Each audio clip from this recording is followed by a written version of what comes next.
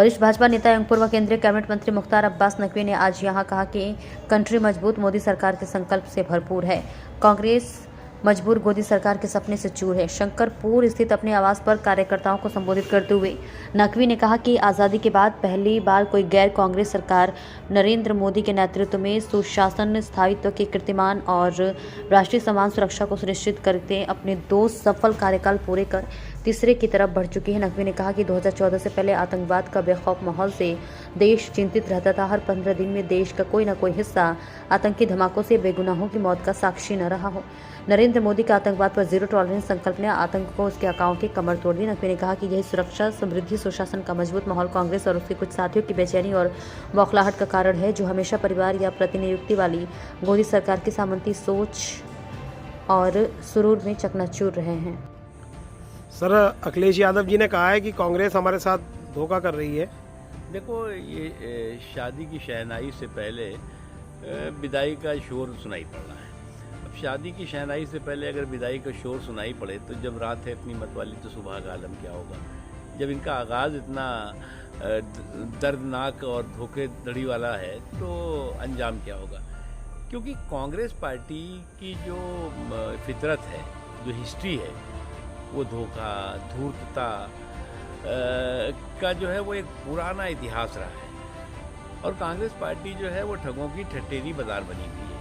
ठगी का ठठेरी, ऐसा ठठेरी बाजार है कि ऐसा कोई सगा नहीं जिसको उसने ठगा नहीं। आज तक जब कांग्रेस के साथ किसी ने गठबंधन करके सरकार चलाई है, उसके साथ उन्होंने बेवफाई की है, धोखाधड़ी की है। ये बात है कि कांग्रेस की ज़मीन बंजर है, लेकिन उनके हाथ में अभी भी बेवफाई का खंजर है। इसलिए सभी को इस बात का एहसास अच्छी तरह से बहुत जल्दी हो रहा है। और ये भी एहसास हो रहा है कि कांग्रेस पार्टी, देखिए, कंट्री मजबूत मोदी सरकार के संकल्प से भरपूर है और कांग्रेस जो है मजबूर गोदी सरकार के सपने में चूर है। एक तरफ कंट्री का मजबूत मोदी सरकार का संकल्प और दूसरी तरफ कांग्रेस का मजबूर गोदी सरकार का सपना।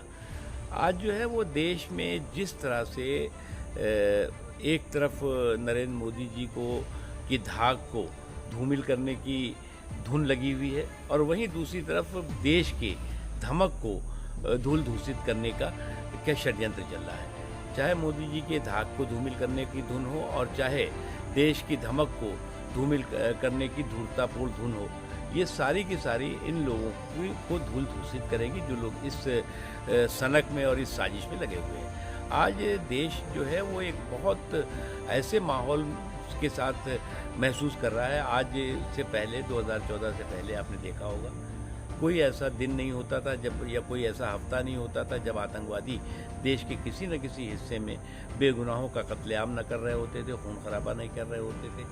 आज दुनिया में अलग अलग तरह के संकट और कंटक हैं, लेकिन नरेंद्र मोदी जी की मजबूत राष्ट्रीय सुरक्षा और राष्ट्रीय हितों को लेकर जो इच्छा शक्ति है, उसका नतीजा है कि चाहे आतंकवादी हों और चाहे उनके आका हों, वो आज जो है वो चूहे की बिल में घुसे हैं और जो सामने दिखे हैं वो ऊपर पहुंच गए हैं या ज़मीन में गड़ गए हैं। तो ये एक बहुत बड़ा परिवर्तन है। लेकिन अनफॉर्चुनेटली कुछ लोग, जो लोग की आज तक जिनकी आदत रही है कि या तो डेपुटेशन की सरकार बने या तो जो है वो डिक्टेशन की सरकार बने और नहीं तो जो है वो डायनेस्टी की सरकार। तो इस डायनेस्टी की सरकार की इनकी जो सोच है, वो सोच जो है वो आज फिर से एक बार हिचकोले ले रही है।